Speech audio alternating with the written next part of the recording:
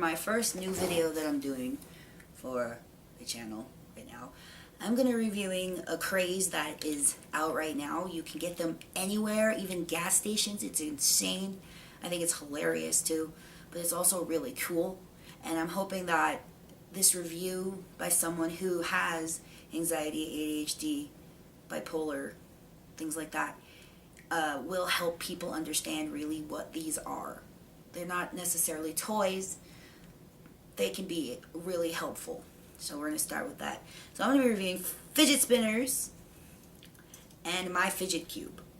So let's start with the fidget cube. Now this is the first fidget toy I ever saw. My cousin Jack has one, and I saw it all over the internet. I saw them when they first came out, and I really like them. I like the concept. I like the idea. All through college, I used to have so much trouble with paying attention to notes, keeping track of my life in general. So I'm really excited by this. So I'm going to bring the camera a little closer here so y'all can see. Ooh, hey, look at my nose hairs. Right, so this is a fidget cube. It has, it has 6 sides, and each side has a function. So this is the first side. It's a switch, so you just sit there and you go, or you can. This side is a joystick, so you can take your thumb and you can just kind of, play with it like that.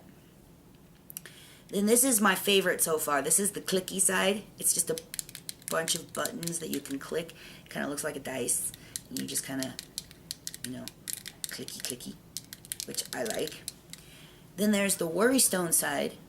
You can see that little divot there, and you just kind of rub it with your thumb.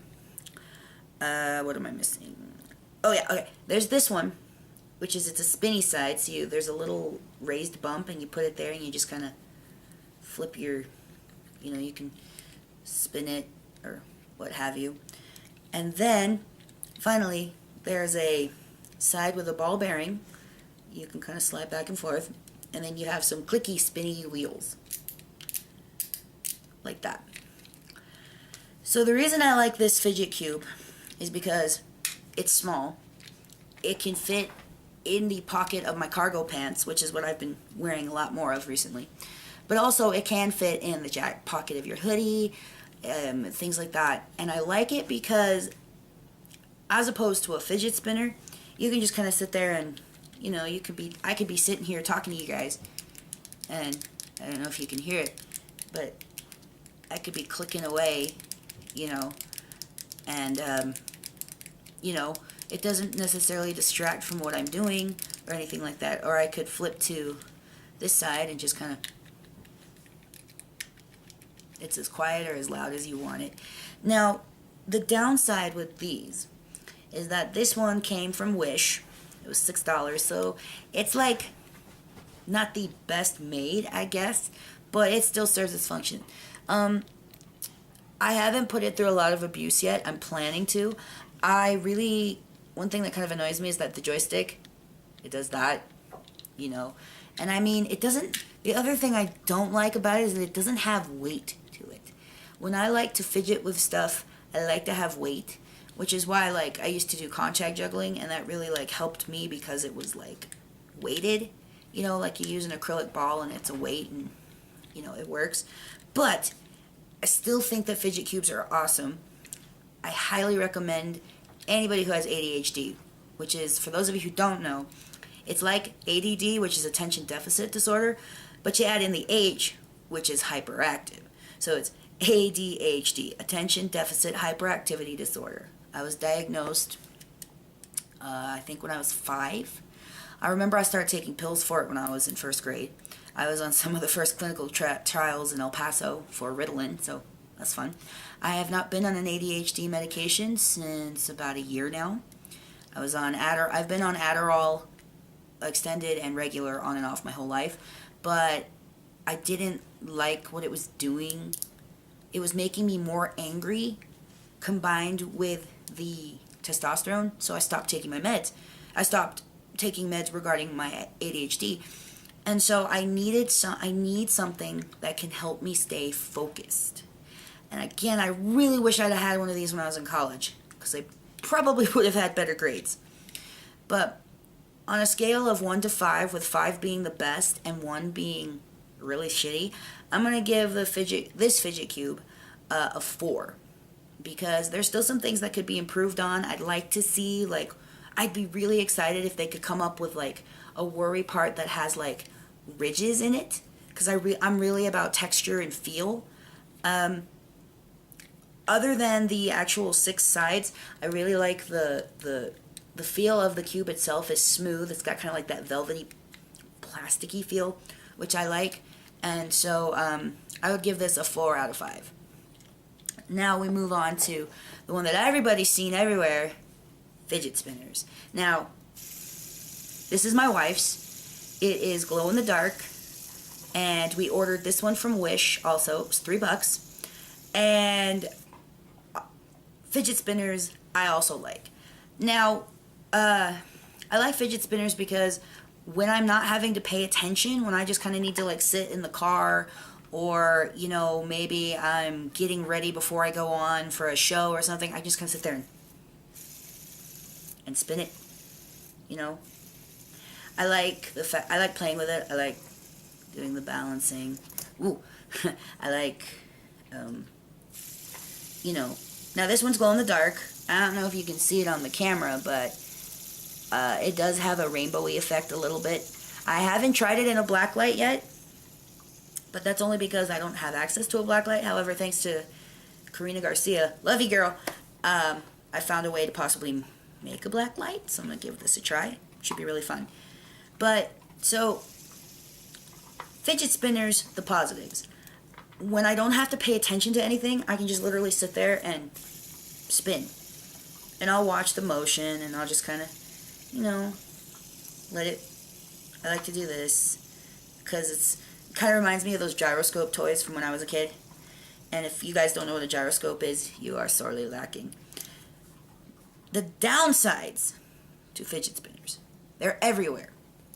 And that means that they can be seen as a distraction. I know a few of my teacher friends have to ban them from their classrooms, which sucks, because for those of us who like, you know, if they can help someone, then they should be allowed.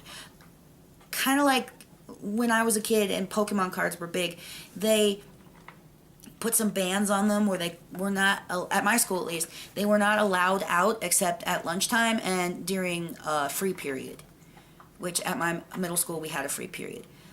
So I would say that this would probably, in the case of the fidget spinner, this would be okay during lunchtime or free period, or if it's like once you're done with your classwork, you could sit and spin it, you know, for a bit.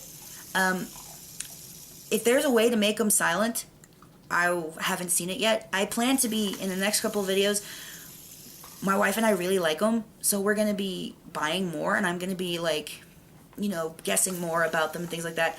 There's also a way to make them yourself, so I'm going to be making some of my own and doing reviews on that. Now, this is my wife's, and we had an actual fidget spinner before our cube and before my cube and her fidget spinner arrived, and it's this one. Now, this one I got at there's a little shop inside Sidewinder's Bar that sells stuff, and one of the things they had was a fidget spinner. Now, this one is definitely a heavy one, but we left it sitting out on the floor, and recently our dogs have taken to chewing everything. Everything. I mean everything. So we came home and this little bit was gone. So it was still usable, and I was just like, well, I don't know. I still can't, it's not giving me that spin that I want. But after watching a bunch of people make their own, I had an idea. I took some E6000, which is my favorite glue next to hot glue, and I added this to it. It's just one of those floral gemstones you can get from the dollar store. I think they call them aquarium rocks. I've seen them used for everything. I use them for all kinds of stuff. And I found out that by fixing it, I can do that. And it still works. It's not as, you notice it's still it's a little more spinny because now it's a bit more top heavy here. So I might still like play with this and like maybe put a penny here to kind of help counterbalance the weight, but it still spins, which is what I wanted it for. It still spins. And so on a fidget cube, I'm going to say on a scale of 1 to 5, I would give fidget spinners a 3. And I say 3 because right now they're being mass produced, they're being cheaply made, and they can fall apart or be broken. For an example, if you notice, you can push that part out. See that? And so I, for one, would want something that has a little more oomph to it. Now, I haven't messed with this one, and that's because it's my wife's, but I'm going to compare to this one. I don't know if you can see. This one's had a little bit more use because it's been dropped. If you can see, this one doesn't have the smoother divot even on this side, whereas this one does. And so it can kind of allow for a little bit easier free play if you're not just sitting there spinning it. You can just kind of, if you're not actually like full turn spinning it, you just can sit there like that. And this one you can do that too. But I can already hear that, I don't know, I don't know if you can hear that, but it spins differently. You can hear the side pause. And I also apologize, my dog, she's eating dinner right now. I don't know why she couldn't have waited, but she's a dog. What can you do? So this has been, so I give it a 3. However, in terms of creativity, the options with these are endless. I'm going to link to a DIY that I watched. Again, I've been binge watching Karina Garcia recently. I think she's great. I'm going to show her DIY fidget spinner video. And then Christine from Simply Nailogical, who I've also been watching, painted fidget spinners with holographic nail polish. So in the interest of creativity, customability, things like that, I'd give these a 5. Because once you have the basic, you could do whatever you wanted with them. Now, you can pick up these ball bearings, at a skateboard store. There's other ways to make spinner mechanisms, is what I'm going to call it. So, in terms of customability and flexibility, I give these a 5. In terms of just buying them straight from the store or wherever, I give them a 3. Ultimately, my view on fidget toys is that they're great. They really are. For people like me, especially, it's nice to be able to have something we can do with our hands. Because I can't always bring my embroidery, to a place. I could, but, but I'm sitting here in the doctor's office and I don't want to mess with my phone. I can just sit here and, or if I'm talking to my father-in-law, love you, Tank, or, just talking, but I still need something to make sure I stay focused on the conversation, I could just, again, if I'd have had these in college, I probably would have had so much better grades. So there it is, guys, my review of fidget spinners and fidget cubes. Like I said, I'm going to be making my own fidget toys. I'm going to be reviewing other fidget toys. But yeah, as someone who's on that spectrum where these were originally created, they're great.